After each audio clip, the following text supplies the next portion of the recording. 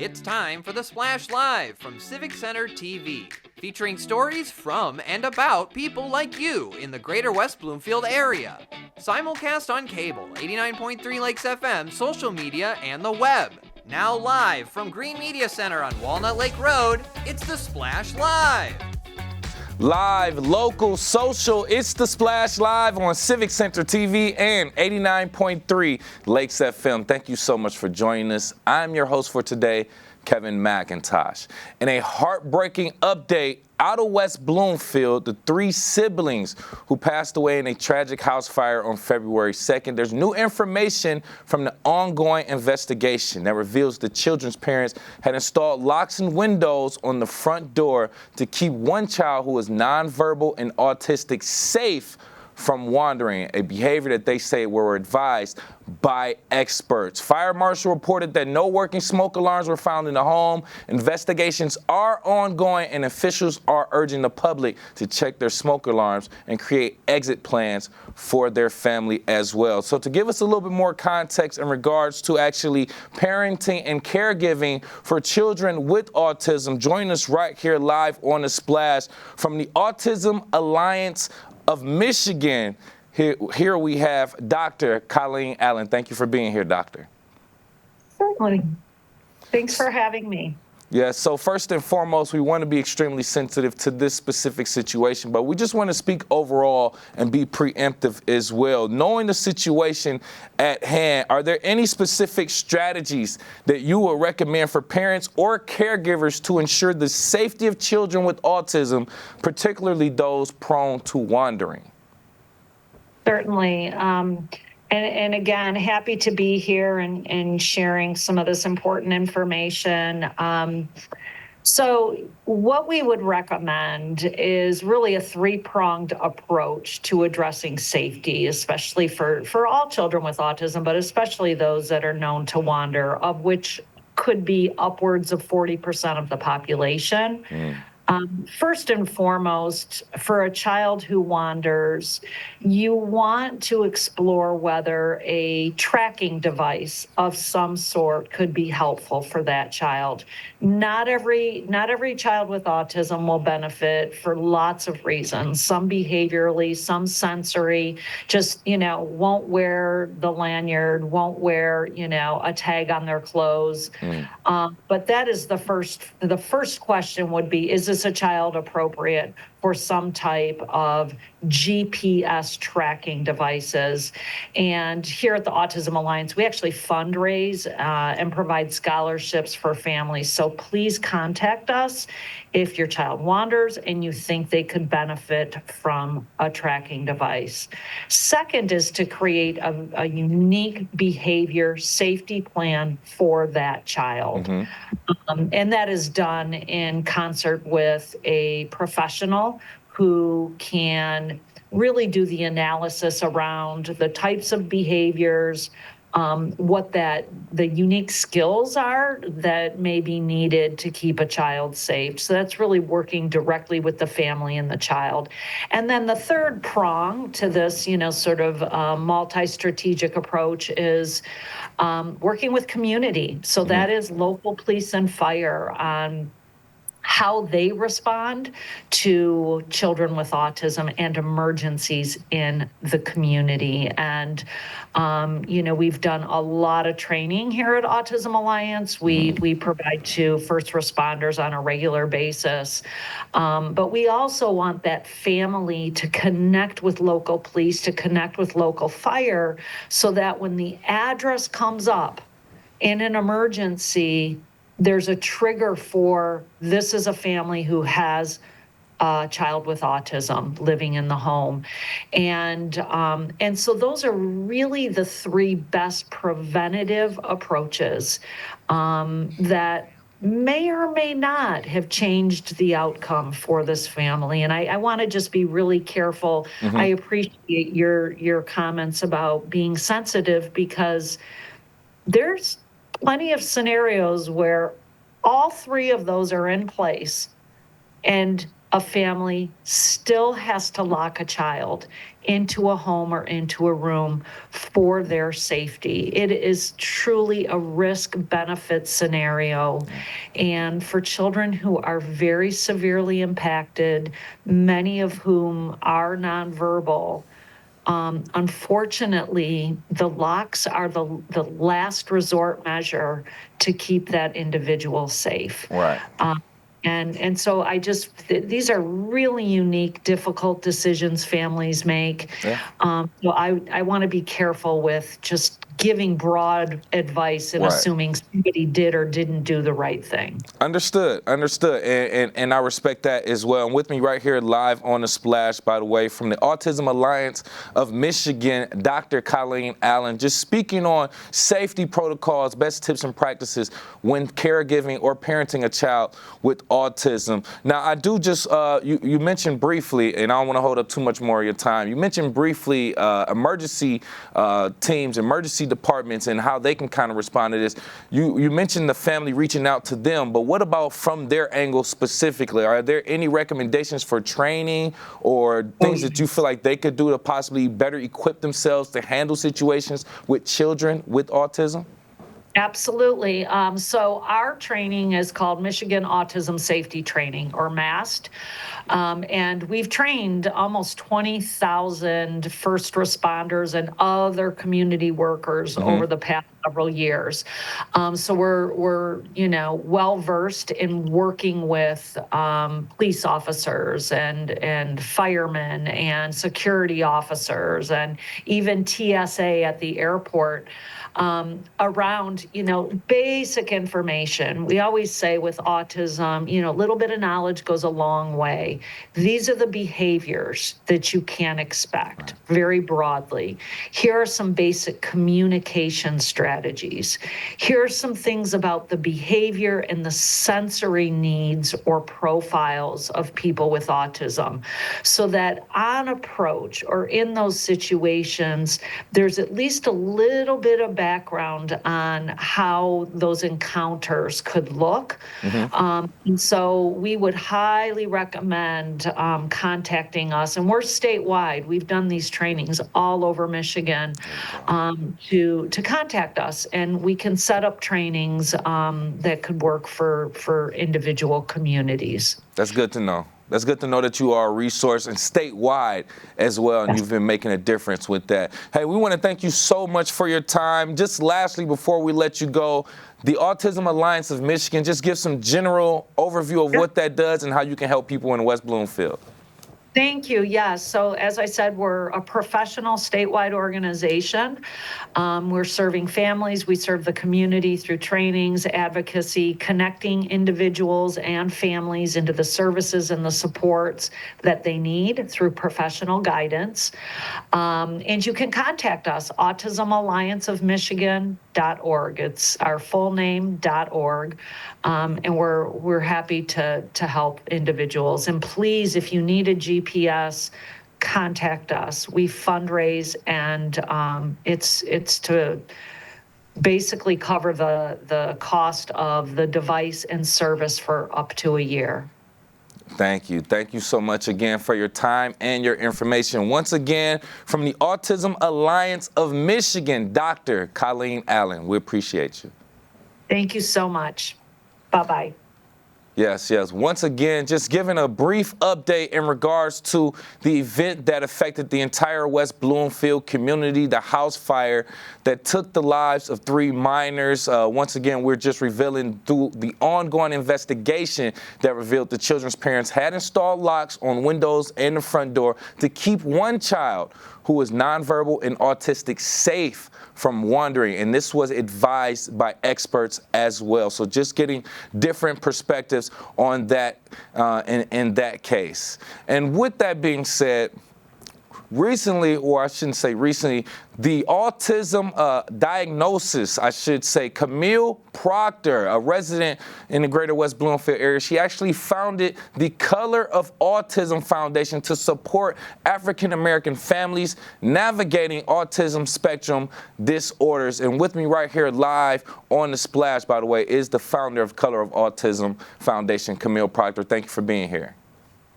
Thank you for having me.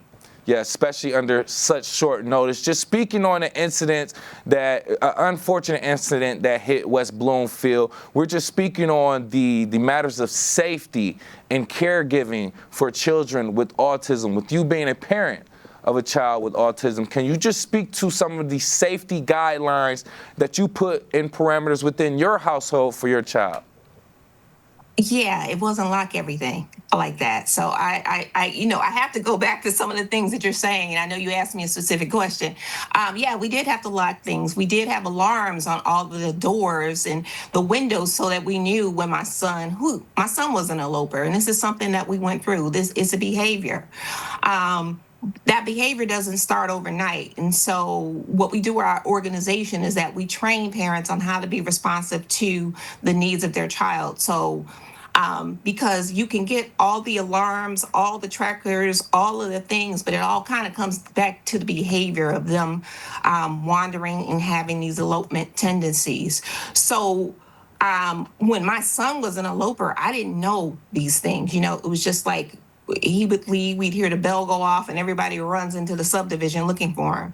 And we were lucky that way. But through my organization's advocacy, we learned that it is a behavior. And we work with parents to be data collectors on on their children's behavior, because they kind of tip you off when they're about to leave, And in regards to this family, I have to go back. It's a cultural thing. From what I understand, Okay. The family, and I could be misinformed. I'm not going to say I'm fully informed. They were immigrants, and I facilitate a conference every year in West Africa. I've been doing it for 8 years. I do it in Nigeria and I do it in Ghana. And so when you look at underserved communities, there's a gross distribution of information. And so that's why the color of autism, we focus on training families, we focus on giving them the information, but we also focus on the cultural context of our families. We help everyone now. So we do help African American families. We help all families now because every family is unique in the cultures and the things that they need to focus on within their households. And so when we talk about elopement, especially elopement, it's important to know, again, you need to have a plan. You need to watch the behaviors because typically they do the same thing over and over again. It usually never changes. We used to call my son a detective because we had a lock on the door that had a keypad. He knew what the sequence was. So he knew to go bloop, bloop, bloop, bloop, and be out the door. Wow. So there are certain things that you have to pay attention to as far as habits, characteristics, and things of that nature when it comes to your child. You have to be a detective. You have to watch them because they're watching you. Not only are they watching you, most of them don't forget anything. So they know your habits as well. So just like they know your habits, you should know their habits on when their behaviors become escalated, when they decide that they want to take a leisurely stroll out into the community. I mean, it's important to recognize these things, and it is important to have things like trackers and things of that nature, but a lot of kids won't wear them. Right. No, go ahead. I'm sorry, please. No, go ahead. I'm sorry for interrupting you. No, you're fine. So that just brought up a few different things that I want to ask you very briefly and don't want to hold up too much of your time. So one, I just want you to talk about from your angle, how do you actually, a lot of fire departments say, go over a fire plan, an escape plan with your child. Now, with your child having some of those developmental issues, how do you actually go over an escape plan, an emergency plan with your child who are facing those issues? It's easy, honestly. Even for a child that's non-speaking, you can do what we call a social story with pictures, saying, fire is hot. You can, and even when you go through the procedures, like for example, I tell parents you can light a candle. Don't put the child's hand near the candle, but you point to it and say, this is a fire. It's hot. It's warm. It's hot. If it's hot, we get on our bellies and we walk, go through it with them, give examples of it, but do it in a story. Do it in a story. Make them, just because you don't speak, that doesn't mean you don't have anything to say and that you can't process. And that's why, I know the parents did the best that they could, but that's one of the reasons why my organization exists, so they can do the best that they can do. Because definitely locking everybody up when you go away is not the answer. And I really feel bad that they thought that was even an option, because there are organizations out here, not just mine, there's other organizations that have really dedicated themselves to the safety of autistic people. Right, and I do want to speak on that. With me right here live on the Splash, by the way, founder of the Color of Autism Foundation, Camille Proctor, just talking about parenting a child with autism, going over escape plans and emergency plans and things of that nature. Now, just kind of landing the plane, kind of getting out of here, can you just talk about your organization, the Color of Autism, and how you all help out different local families as well? So we're actually a national organization, and our focus is on training and information, because like I said, the biggest problems within underserved and under-resourced communities is that they don't have the information. And there's sweeping cuts in programs. So if you don't have a program, all you have is yourself. So we focus on building efficacy in families through teaching them, like I said, how to be responsive to their child's needs, how to be responsive to therapeutics they receive. We have a dad's support group where dads can go in and talk about some of the things they face. We have a general support group so that parents can convene. We have these 5-week quarterly trainings where we introduce parents to practitioners that they can speak to with taking the wall down, so they can be honest about their feelings and their fears. So we do all of this stuff for our parents for free. Everything that we offer is free. And again, I just urge parents, if you're in Michigan and you want to participate, you just go to our website, thecolorofautism.org. All of the information is on our programs page. We welcome you to join, because you need this information. If we want to build a community, and I have to say this, we need to be building a community by design. So inclusion is by design, right? And so in order for it to be inclusive, we have to be aimed with the information, especially parents, to be our child's first and best advocate. Because if we don't believe in them, we can't get the rest of the community to buy in to what we want. And we all have to face the reality is that we're not going to be on this earth forever. So we need to have a community that understands our loved ones' needs. So we're the first step to that. Thank you for having me. Oh, no, I love that. That was a great message to end on. We appreciate you so much. Once again, from the Color of Autism Foundation, the founder, Camille Proctor, thank you again for your time. Oh, you're welcome. Yes. So much more to keep you updated with in regards to the community and different things nationally that could be affecting you as well. We'll get into that very soon. We're live, local, social. It's The Splash Live on Civic Center TV and 89.3 Lakes FM. We'll be right back with The Splash Live. Find local municipal meetings at our program schedule on civiccentertv.com. Find when your meetings air live or when they're replaying on our Civic Center TV live stream. Find it all at civiccentertv.com and click schedule at the top of the screen. The Greater West Bloomfield Cable Communications Commission celebrates 4 decades of service with a look back at some of your favorite Civic Center TV programs from throughout the years. When you realize that your house is on fire, you need to get out of the building as fast as you can. We've got active fire on the first floor. Our crew's putting a ladder right now. It was a rescue call, and all of our minds were to rescuing the person trapped. As I was leaving them, I very flippantly said to them, "Oh, I hope I don't get blown away by a tornado." On the corner where Savoy Trail and Green Road now intersect, a 20 by 34-foot one-room schoolhouse would be built. One of the biggest things we do in reaching out is our fire safety smokehouse. We've got a dedicated crew of guys that go to the schools and get out as much as we can. Hello and welcome to Minute with Nature. I'm your host, Lauren Azuri. We're outside our nature room today talking about endothermic and ectothermic animals, or more commonly known as warm-blooded and cold-blooded animals. West Bloomfield Township, a diverse community of people who live in harmony. There's beauty around every corner, on every street. There's character in each brick and shingle, and there's a history that runs strong in the veins of this community. Join us throughout April for Civic Center TV Classics on Comcast Channel 15, AT&T Channel 99, and online on civiccentertv.com. And help us celebrate 40 years of the Greater West Bloomfield Cable Communications Commission.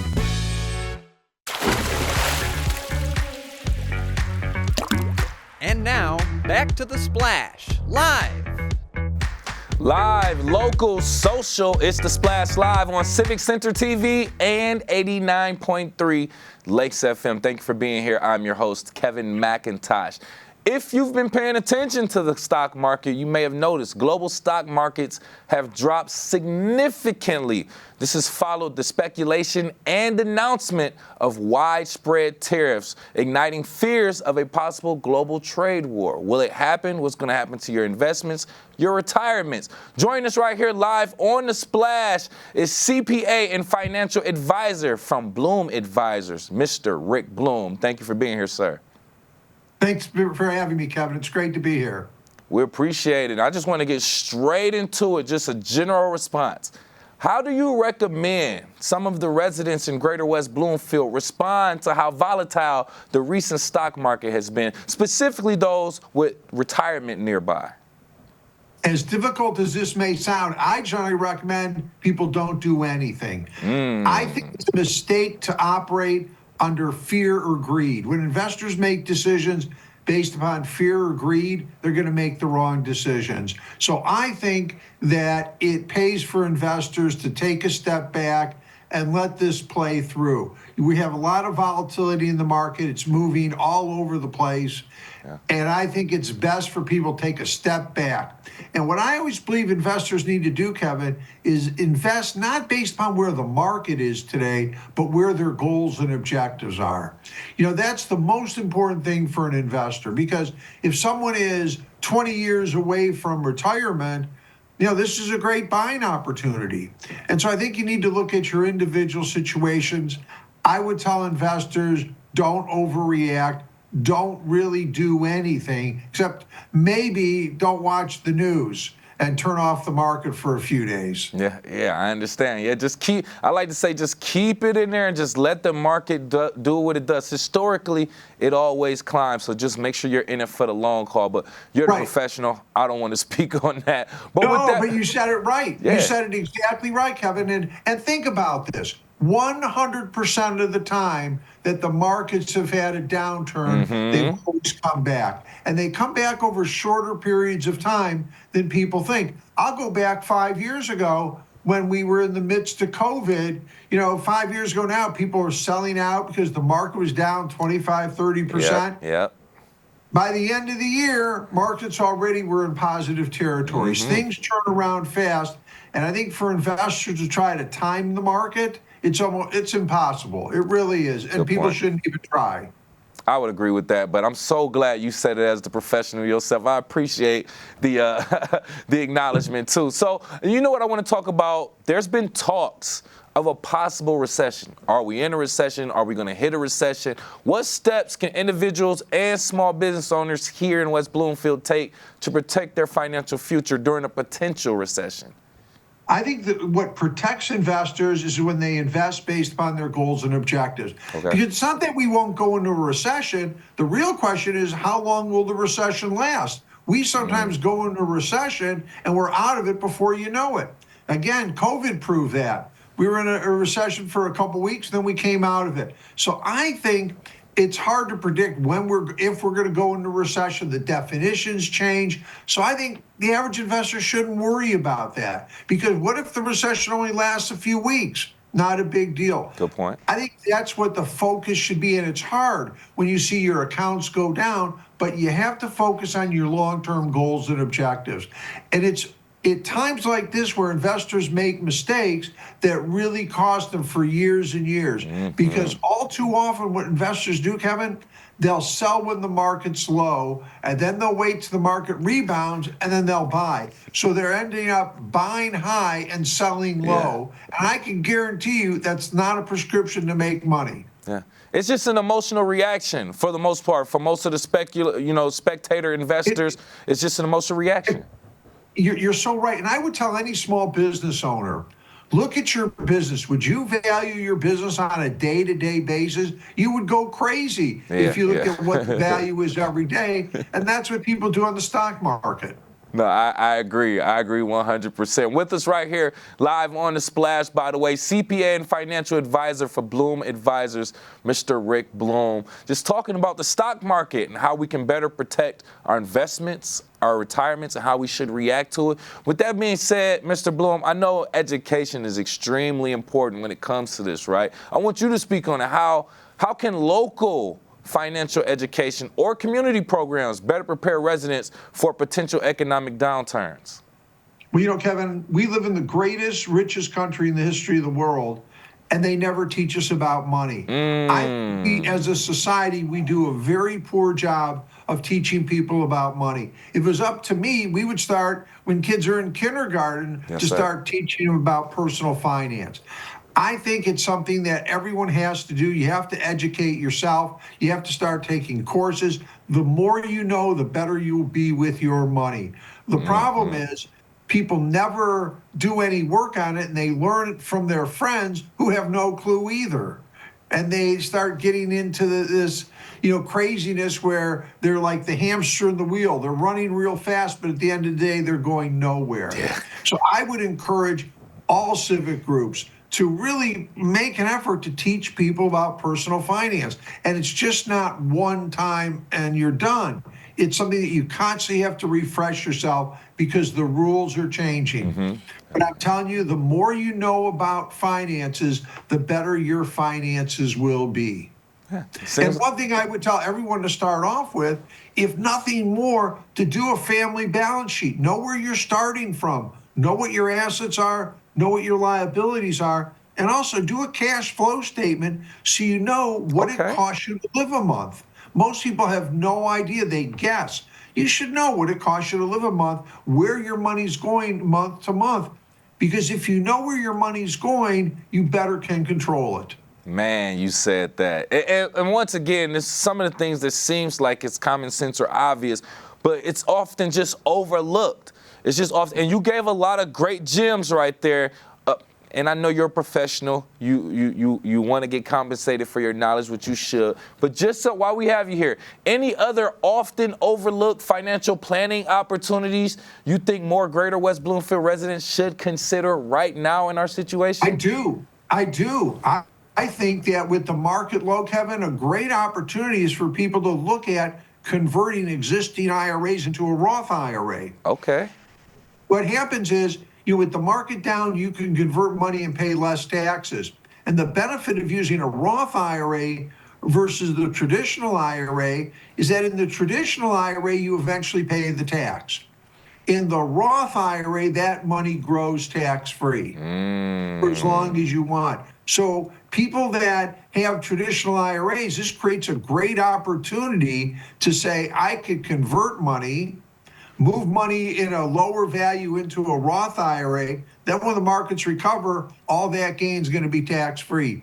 And the other benefit of a Roth IRA is that it's not subject to minimum required distribution. So at age 73, you don't have to touch the money. You can let it grow tax-free for as long as you want.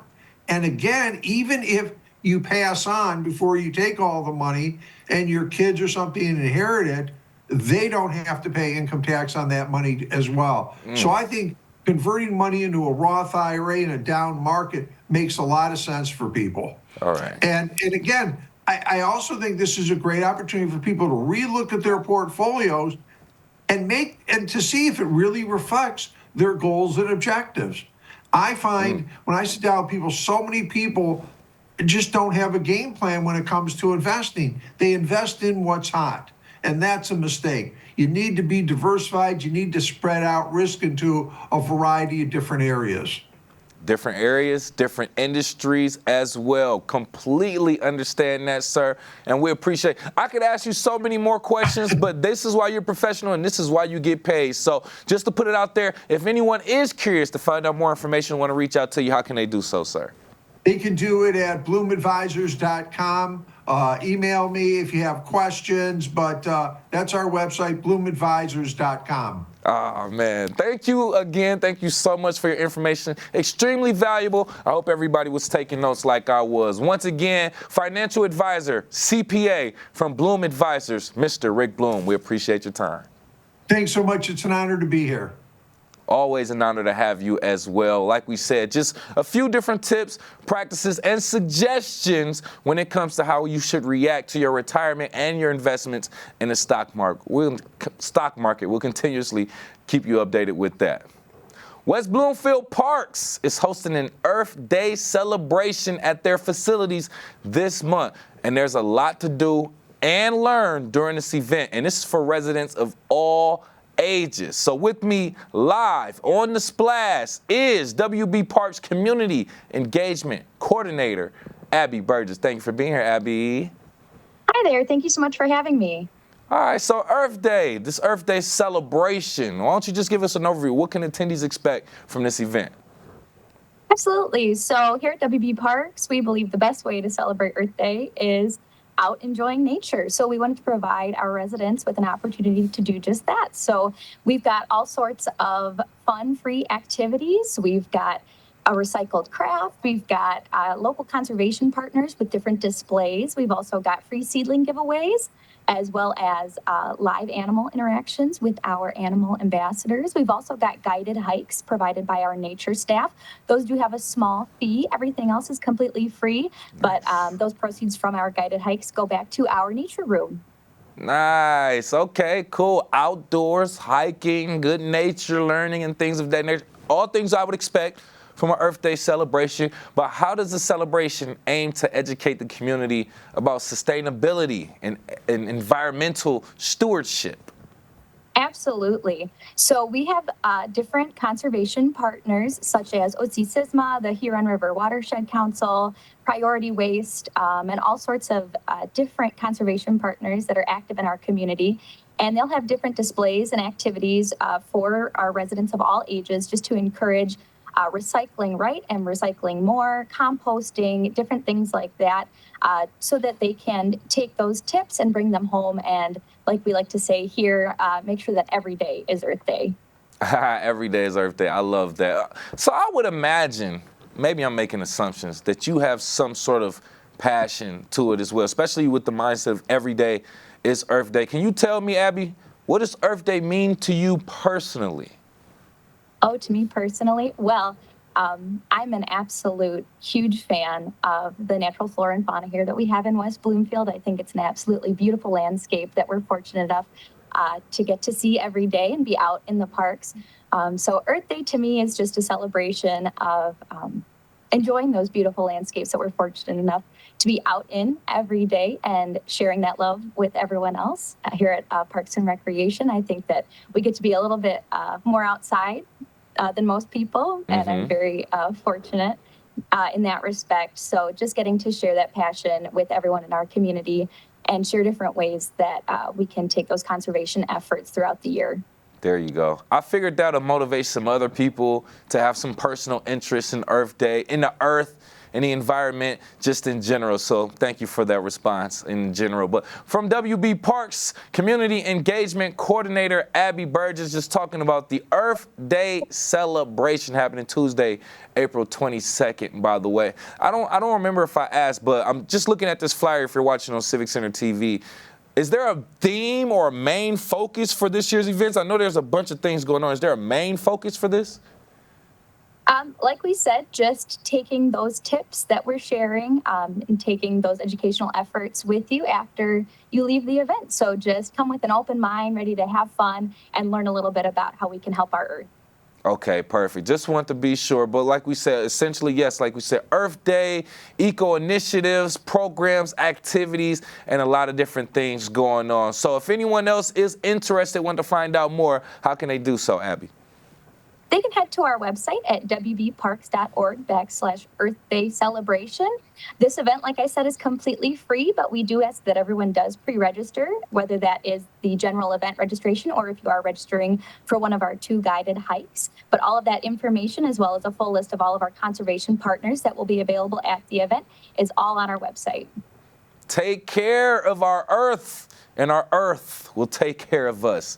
Thank you again for your time. Once again, from WB Parks, Community Engagement Coordinator, Abby Burgess. Thank you again. Thank you so much for having me. Always a pleasure to talk to community earth advocates, teaching us how to take care of our home right here in our own backyard. We have so much more to get into. It is not over yet. We're going to explain other things that may affect you or some things that you may want to attend in our community. We are live, local, social. It's The Splash Live on Civic Center TV and 89.3 Lakes FM. We'll be right back with The Splash Live.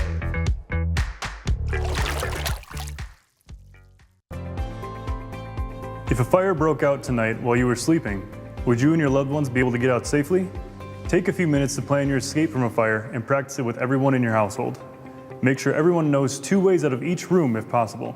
Have a meeting place away from the home where everyone can meet and call the fire department from outside the home. Remember, get out and stay out. Be safe and have a great day.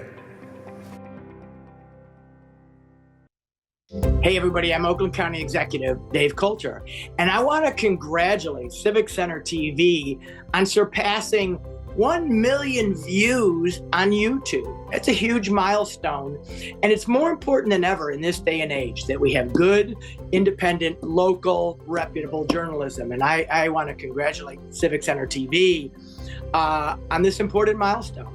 I'm Dave Coulter, and I'm proud to be 1 in a million.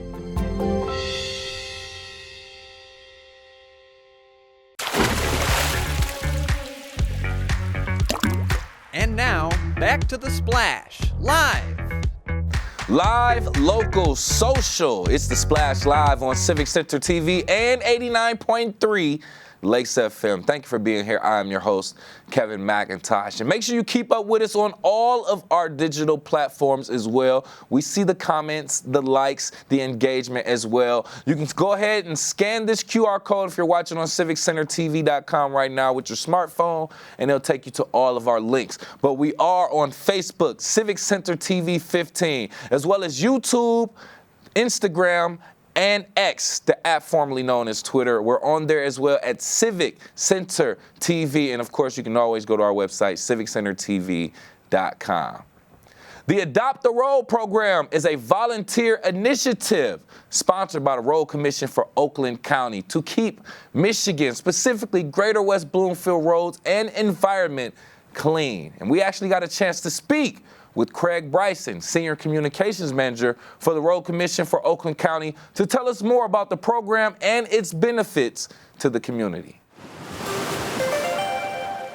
I appreciate your time. Let's just get straight into it. Can you explain how this Adopt a Road program works, Craig? Absolutely. So we ask for volunteers to come up. You adopt a segment of road. You go out. There are 3 designated cleanup periods of the year. We ask that you do at least 2 of those. It's spring, summer, and fall. We provide you with safety vests and garbage bags, some safety instructions and training.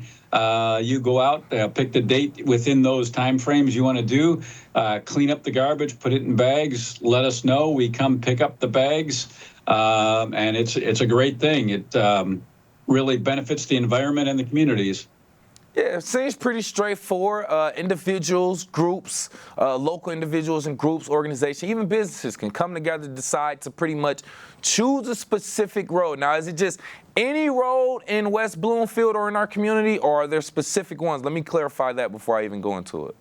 Sure, it's primary roads, which means the more major roads. It's not subdivision roads. And we actually have a map on our website that you can go to and look at the map, and you can see which roads are available in your community, which roads are already adopted. You can click on the roads if you're curious and see who has adopted them.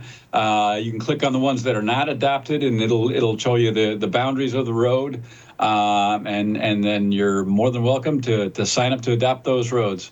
Yeah, all right, cool. That seems pretty nice, as a matter of fact. I'm glad we do have programs like this. It kind of builds that sense of community. And with that being said, let's dig a little bit more into the why people should do this. In your view, what are the most significant benefits of community involvement in maintaining our roadways and local environment? Great question. So, the challenge is we don't have the staff and the manpower to go up and clean up the litter along all of our roads. We simply don't have the ability to do that. So this is an opportunity for, concerned members of the community to participate, to give back to their community, to try to help improve their community. And it's a really positive thing. My experience in talking to people is that they really enjoy contributing to their community, beautifying their community, keeping, waste out of the environment, which is good for the environment. Right. And it's a real positive thing. We're very, very appreciative of all the groups that do this. We put up signs at both ends of the adopted section saying who's adopted it. And frankly, that's a great way to recognize either the nonprofit groups or families or businesses or politicians, whomever it is, for the great work that they do to help beautify our community and support the efforts to keep the roads looking beautiful and their communities looking beautiful. That's so crazy that you mentioned that, Craig, because now that I think about it, that's one of those signs that you see, but you may not really pay attention to. This road has been adopted by, and it'll say the organization right underneath that. So now we're kind of connecting dots here with that. That's how those signs end up in our community. So we should take pride in organizations or, also give kudos to the organizations and individuals who choose to do that, by the way. Something I want to ask you, this is just out of curiosity, right? We've been experiencing a lot of different storms, severe weather, I should say as well. And with that being said, we could see a lot of tree branches, trees itself, or even debris that end up in our streets in yards. I know in some cases we shouldn't bother those, but I mean, maybe in some other cases we should. How can local residents possibly help the road commission clean up those efforts in those areas that may be affected by severe weather? Right. If there's a branch or a tree down in the road, please leave that to us. We don't want anybody going into the traveled roadway and putting themselves in harm's way. So please let us know, and you can do that by calling us at 877-858-4804, and we'll come out and pick those up. If there are small branches on the shoulder and you're doing your cleanup there and they're small enough to easily pick up and maybe even break down and put in your garbage bags, that's great. If they're too large, even on the shoulder, just please let us know that too, and we'll come get those. After the last couple of days of storms, we have a lot of those around. We've had a number of trees across roads that caused the roads to be temporarily closed until we could get out there and clean them up. So that's something we would prefer to do ourselves just for the safety of the public. Okay. Glad you explained that, Craig. I'm going to be honest with you. I thought that was an obvious answer. Just go pick it up and go get it out the way. But we just let the professionals do it from the Road Commission of Oakland County. Thank you for explaining that. Once again, joining me right here live on The Splash, Senior Communications Manager for the Road Commission of Oakland County, Craig Bryson. Just talking about the Adopt a Road program going on in Oakland County and how we can help West Bloomfield, Greater West Bloomfield, be a little bit more cleaner and pretty, just volunteering our time. And you just explained, right, when someone chooses to volunteer, you'll put up some signs that recognizes that organization or that individual that cleaned up that stretch of road, right? I just talked about recognizing that sign, but you all really don't have to do that. It's just part of the program, and I imagine it costs to put up that sign. But just overall, how do you feel like that recognition can help motivate other people to participate?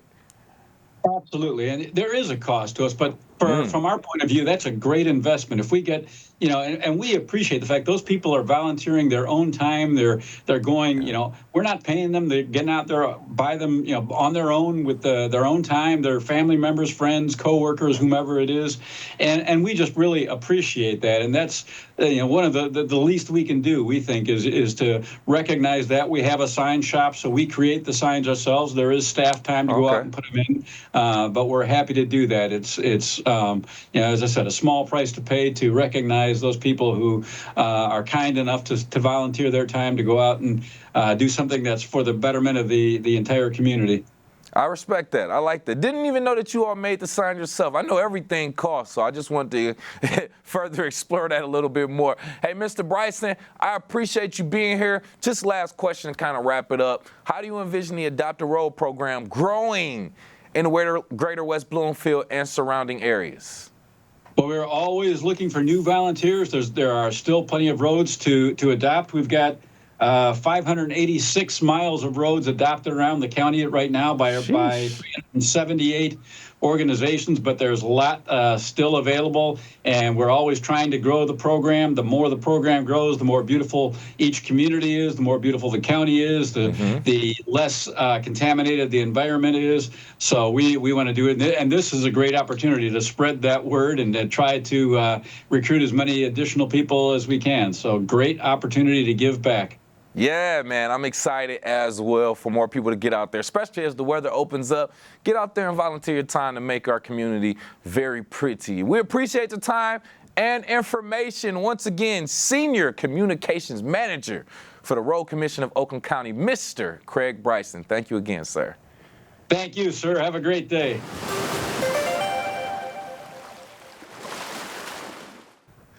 And once again, if you want to find out more information about the Adopt the Road program and how you can get involved here in Greater West Bloomfield, or if you just want to find out in general, go directly to the Road Commission of Oakland County's Facebook page at RoadComm, that's RoadComm, or go to their website, rcocweb.org. Easter is Sunday, April 20th. And some people like to take the kids out, give them something to do, enjoy their time. But now there's something to do for those who are kids at heart. A first responders Easter Bunny event for the elderly residents of Greater West Bloomfield is this weekend. And joining me live on the Splash to give us more information is Jeff Nichols, event organizer for the First Responders Easter Bunny event. Thank you for being here. Thank you. How are you today? Doing just fine, And Great. I just want to put some more context to this, right? You are representing J&J Towing and Recovery, correct? And you're hosting this event. I just want to in general, for the people who may not even make the connection, why would a towing company do an event on Easter for the elderly? What inspired this? Well, we're just trying to make the older folks feel good. It's good for like the first responders to go there on a positive note instead of a bad note sometimes when they have to go there. So we're just hoping to brighten their day a little bit and make them feel important. Perfect. And before we get further into it, just give us the details, the who, what, where, when, and all that for the actual event.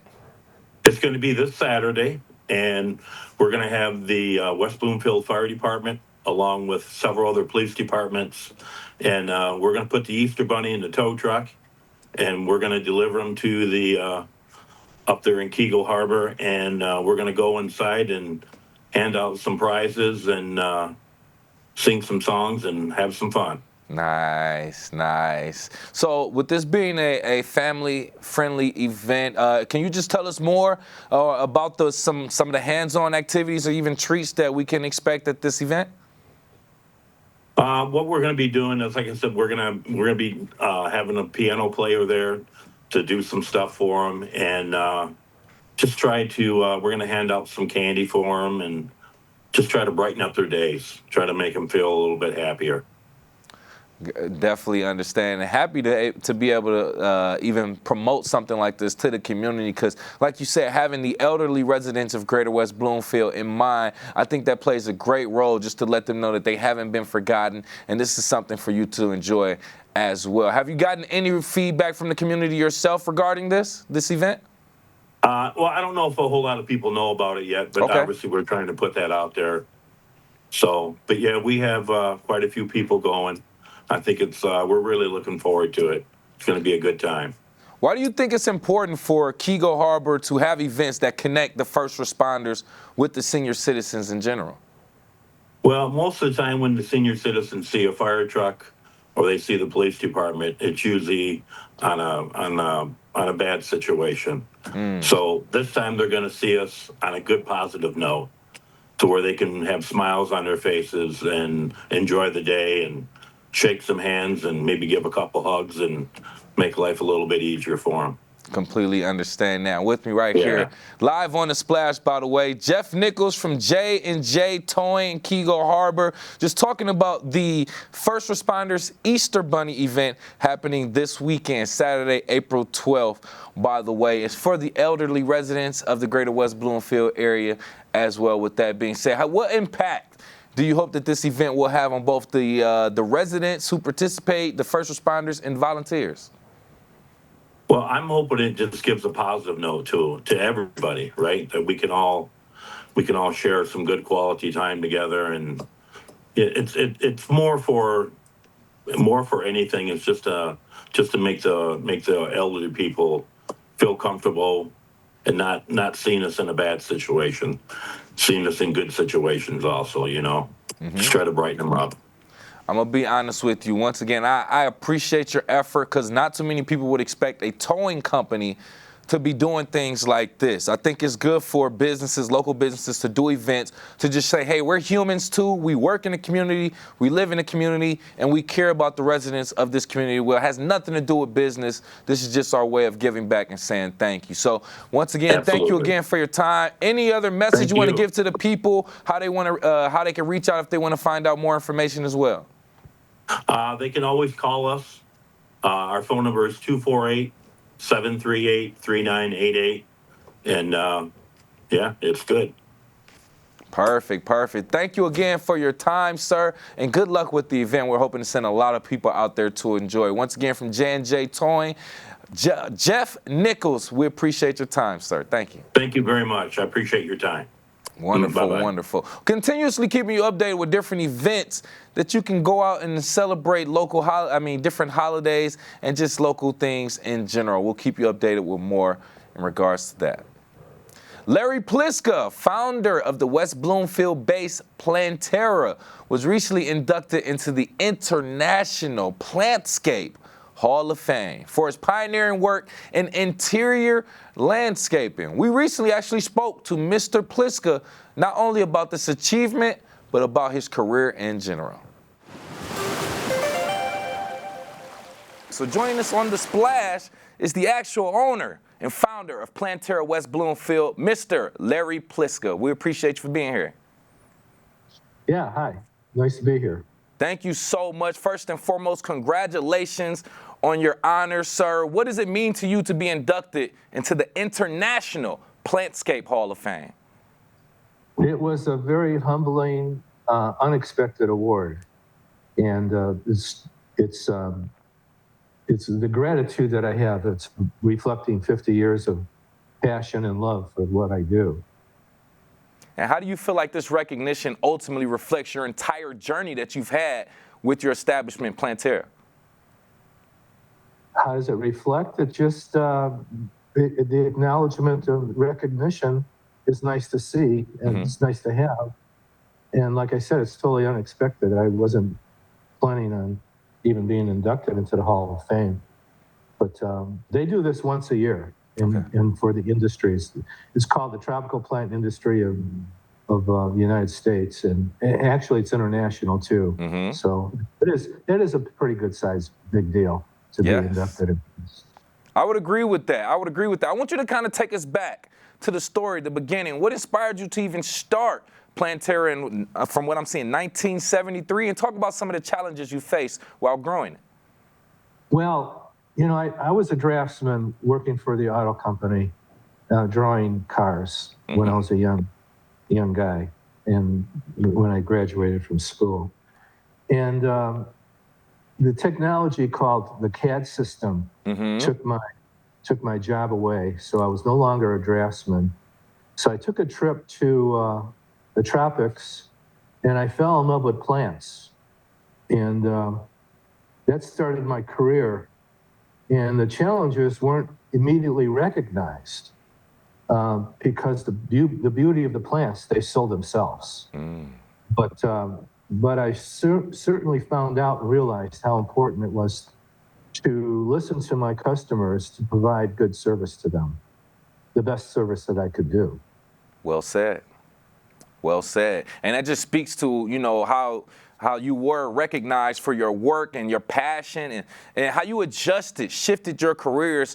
You know, that could have been a downfall for a lot of people, but you chose to take another direction based on your interests, and you just organically flowed to this, and that's a beautiful thing. I want you to just briefly speak on how West Bloomfield has influenced the growth and success of Planterra over the years. Well, West Bloomfield has always been a great growth community. And the location that we are in right now was previously called Walled Lake.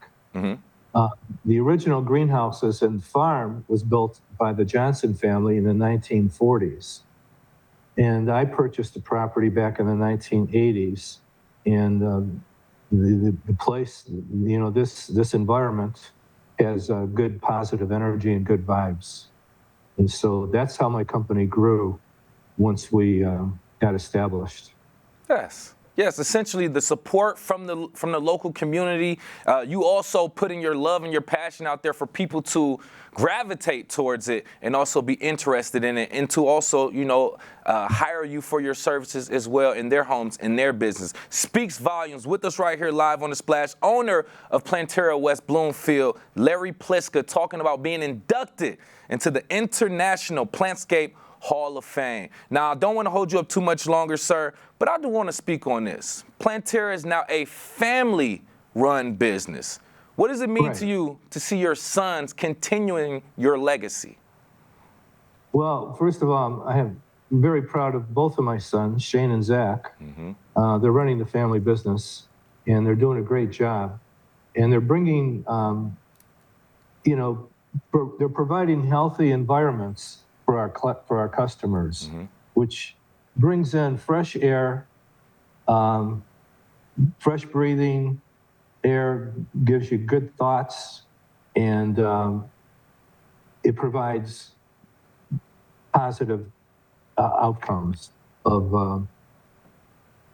our business. There's also, you know, a spiritual sense of dealing with plants, and you know, a lot of people don't realize that our economy depends on the very ecology it's threatening to destroy. And society depends on a healthy economy, but a healthy economy depends on a healthy environment. So I've been saying this for 40 years, that the environment and health go together. And the environment is very important for us to continue our existence. So yeah, I have a lot of gratitude for my two sons that are taking over the company. And when we did the Renaissance Center, the tranquility of nature can provide us peace in our caverns of concrete and steel. And that was inspired by being inside the Renaissance Center. With all the trees that we put in, we had the flying trees, and this was back in the 70s. It was the largest interior installation of plants in the United States at the time. Wow. So you know, so the future of Planterra, I think, includes the growing and continue of providing beautiful environments. I mean, that's what motivated me in the first place. Because I was just doing what I love to do, creating a nice environment for people and healthy environments with great plant designs. And throughout the metropolitan area, you'll see atriums that I planted back in the 80s and the 90s, and they're still functioning, they're still alive. We service them all. And we were one of the first companies in Michigan to start this business of interior landscaping. Nice. Congratulations for being a pioneer in that lane and in our area and doing great work. Any last messages or words or notes for the community before we let you go, sir? Just the fact that nature is part of our being, and we need to incorporate it as often as we can. And that's about it, you know, just live plants and interiors. Like I said, help you breathe better and help you think better, and which equals good actions. So so your reaction to good actions, you know, good actions are inspired by living in a healthy environment. Well so said. I don't know, that's the best way I could say it. No, I think that was perfect. And we want to thank you again for adding that new point of view to life and talking about the importance of plants. And congratulations again for being inducted into the International Plantscape Hall of Fame. Once again, owner of Plantera West Bloomfield, Mr. Larry Pliska. We appreciate you, sir. Thank you.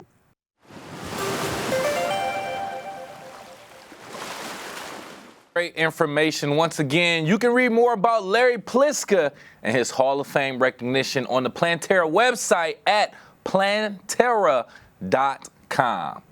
And you can also keep up with everything Civic Center TV on our website, civiccentertv.com, Facebook Civic Center TV 15, YouTube and X and Instagram Civic Center TV. I've been your host, Kevin McIntosh, live, local, social. It's The Splash Live on Civic Center TV and 89.3 Lakes FM.